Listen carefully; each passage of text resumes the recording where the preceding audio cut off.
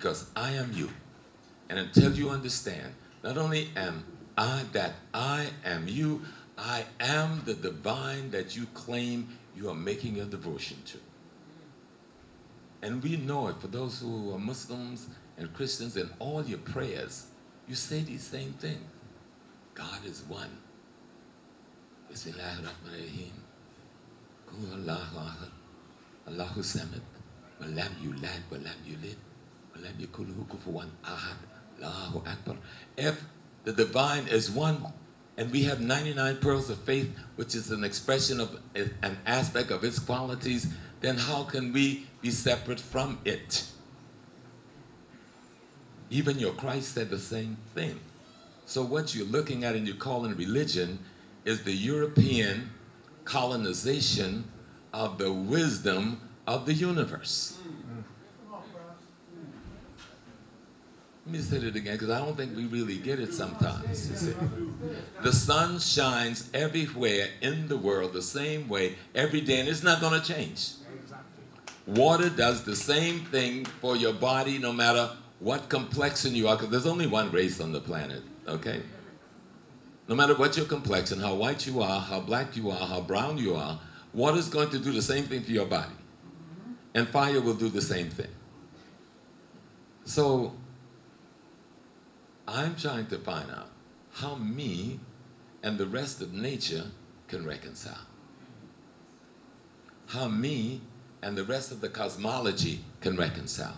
Because when I study African culture, they had established a harmonious relationship, a wisdomic and philosophical understanding of what those relationships was.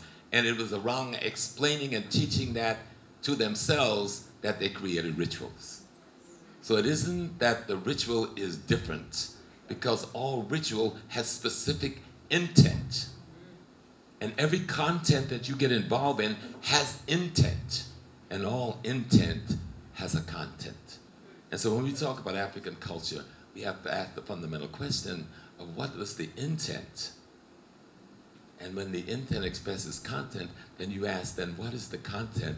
Because then again, you'll learn the intent. I am my mother. I am my grandmother. I am the child in the village that some crazy man for greed raped as he dragged her to the shore. I'm them. This little compilation of, I think it's 140 something elements that make up my body. If I took the water out, I'll have a handful of dust. That's not me. I am the spirit of the divine that is the causation and sustaining of everything.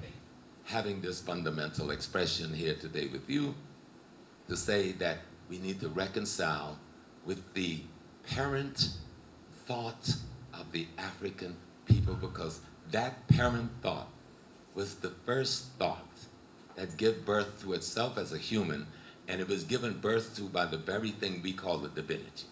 We are the parent people. We didn't have an accidental understanding about how the world should be viewed. Our world view that we now refer to as African culture or spirituality or religion was the view of the divinity itself, and the divinity is not a person. We have to stop confuse these anthropomorphism things with persons. God is he and God is she, oh, and then the other one, God is a she. There's no such thing. It is the totality of everything that is, including you.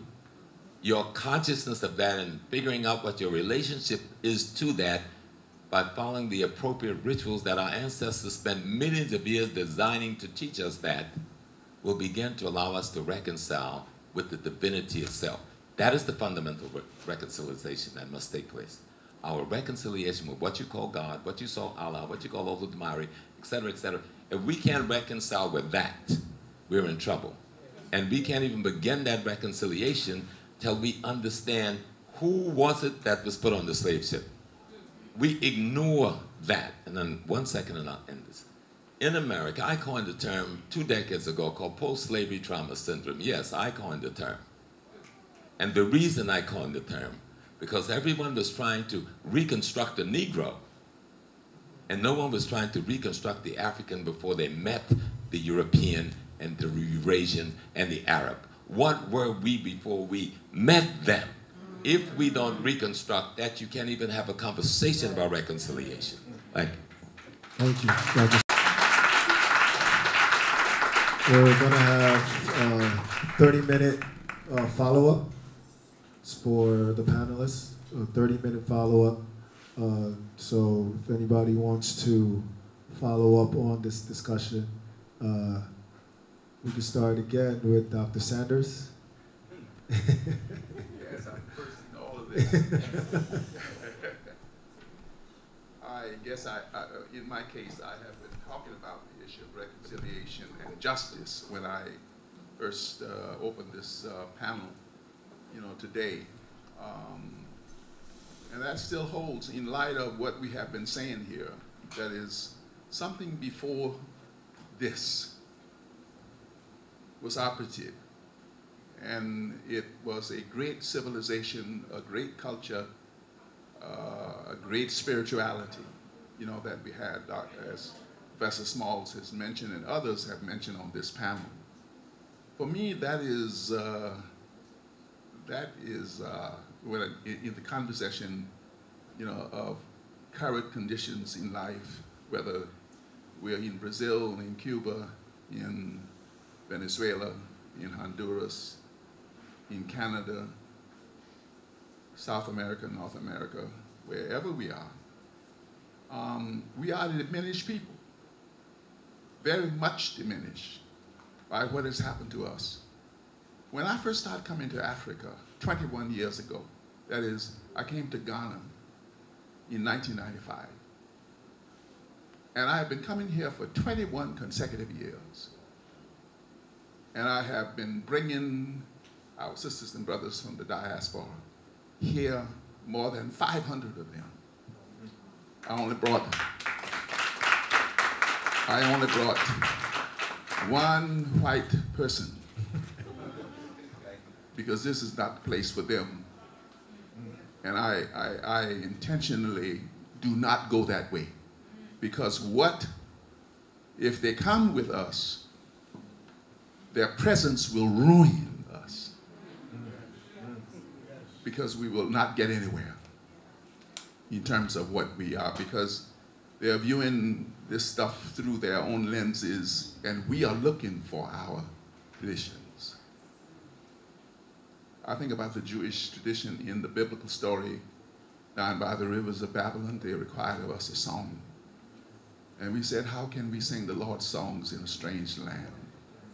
May my tongue cleave to the roof of my mouth if I forget thee, O Zion. I'm not going to Israel. I'm not going to Europe.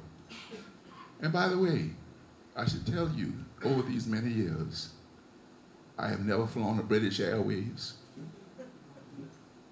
I have never flown Lufthansa.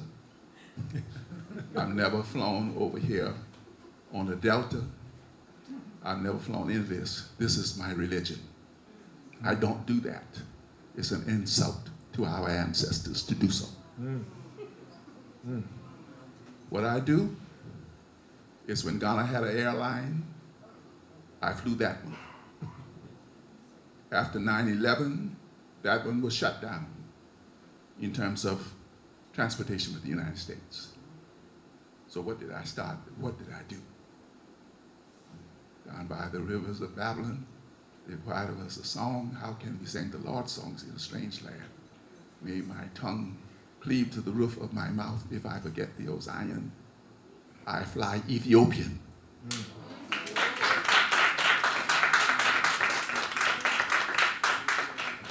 It's not the direct route to Ghana, though. It's a long ways. And what I do it for is because of sacrifice. I do it because it is an abomination to do otherwise. Sometimes people in the exile have more understanding of our traditions than those of us who remain on the continent. We are Africans in the diaspora. I don't use language like African Americans. That is not my language. I refuse to use it because it seems too big for legitimacy. And the only legitimate people in America are the native people of America. In deference to them, that's why I do this. So I'm trying to reconcile some things, and I'm trying, in some sense, to say, in a real sense, that I, as Dr. Smalls and others have said here, we got to go back to something that was here, and everybody has a creation story. The Yorubas do. The Akan people, they do. All of the people of Africa have a song. The biblical story has a song, has a creation story for Jewish people, but not for you. That's what we need to recognize, that that story is not ours. The question, Brother Smalls, I have is when we're going to write our own Bible. It is written in the heavens. Exactly. But sometimes we need, because we live in this kind of world where all these abstractions are, we need some identity. We need some path. Doctor just said we do have. So maybe just Dr. let her Berger? explain the we do have doctors. I think that it goes to the point I made before about understanding our strength throughout the world, right? Because we understand our deficits and our diminishedness. But I would like to focus on what we have been able to preserve. And many of us doing historical research have been able to affirm through our travels, right?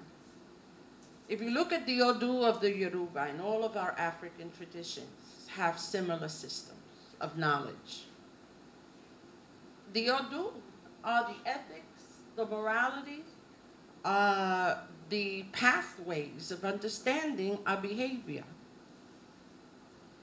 And first of all, and it goes to what Dr. Smalls and others have said, we are the sacred. Take a minute.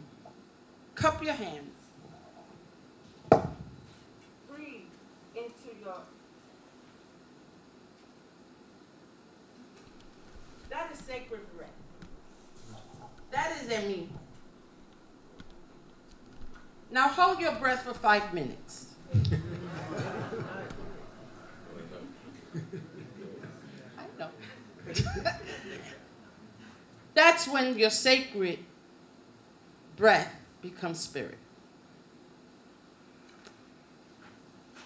So that we carry the sacred, we are the sacred. We cannot exist without nature. We cannot exist without our breath. At the point that our air is poisoned, or our water is poisoned, why are we drinking from plastic bottles? We cease to exist. All of our traditions are grounded in the power of nature.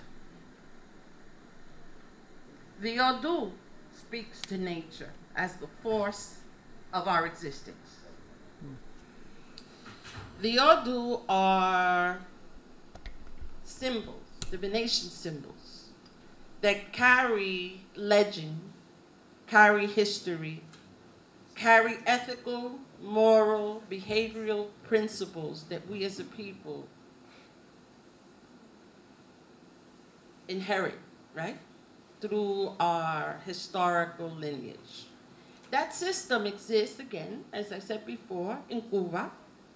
It exists in Brazil. It exists in the basements of Harlem.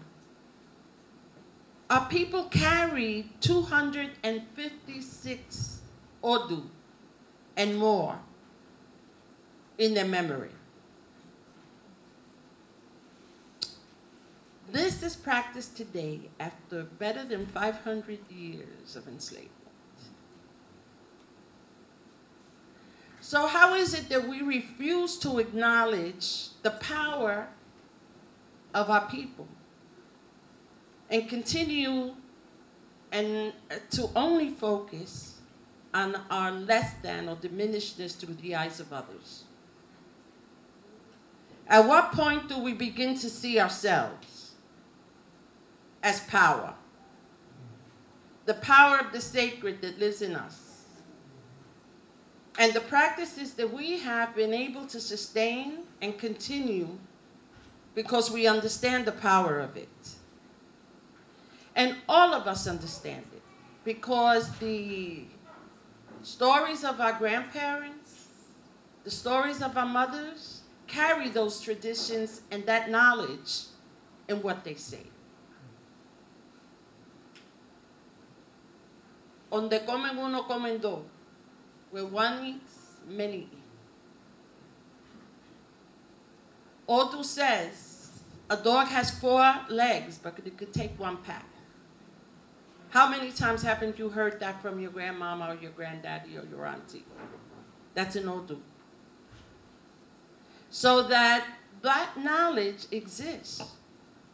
What happens is that we're so caught up in our local situation or our local knowledge that we do not connect the pieces of the puzzle, if you will, or the pieces of the mosaic and bring them together. This is an opportunity to bring the pieces of the mosaic together. That knowledge that we have been able to sustain and retain and incorporate and use in practical ways because we're here. We're here. And the fact that we're here, we're privileged. So we have created privilege, not privilege frivolous, but privilege that allows us to see ourselves through our lenses. And it's our responsibility to do that. And that's why I said I don't like reconciliation, because when you use loaded words that diminish us, then you're in the process of having to explain them. And my mama told me I don't have to explain myself to anybody.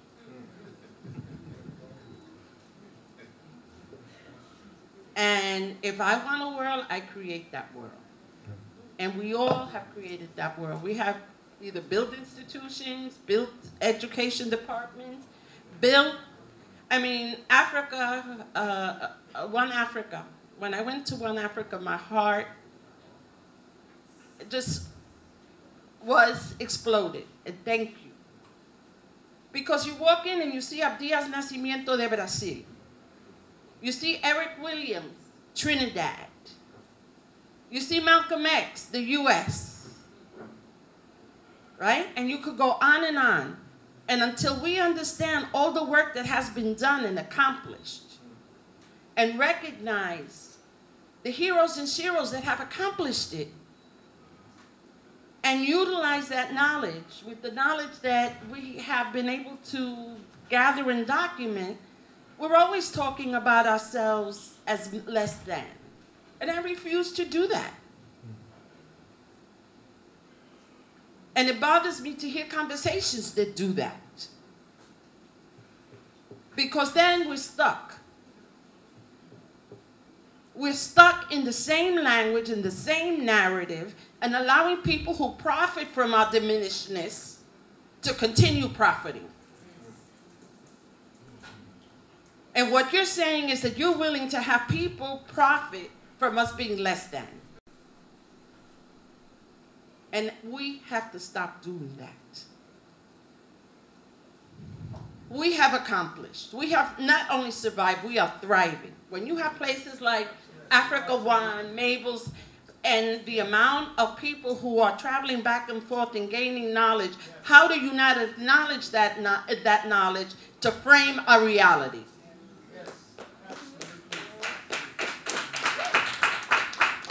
How do we not acknowledge the traditional leaders that have done this and risked death for maintaining these traditions? Yes. Yes.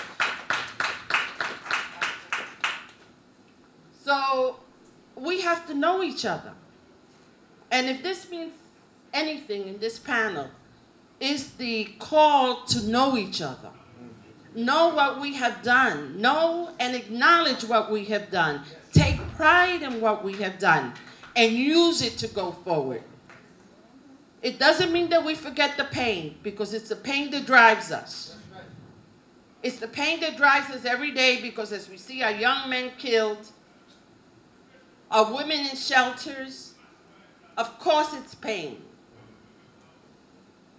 But that's why we build, because we have hope. And as I said before, we could have killed our future, right? Because we know how to abort. But we chose love, and we chose hope, and we chose a future, so that we have the mandate to embrace a future. And embrace a future based on our principles through our lenses, not through a diminished lens. And if we have to invent words, then we invent words. Yes. Thank you, Dr. Vega. The doctor's mic, first have to hand it back to Yes, I think we have some, maybe anybody would like to debate. Anybody here, any comments over here? We know that we don't all want to agree. It might become a bit boring, so we need some disagreements. Rabbi, I'm not taking the mic to disagree.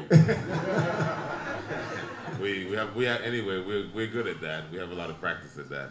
But I would like to say that in reference to our own brother, Dr. Sanders, that in our state and in our path of recovering part of our memory that we've lost, part of that which was taken away from us, I want to make a comment on the fact that we need to build our own world based upon our own reality and our own experience.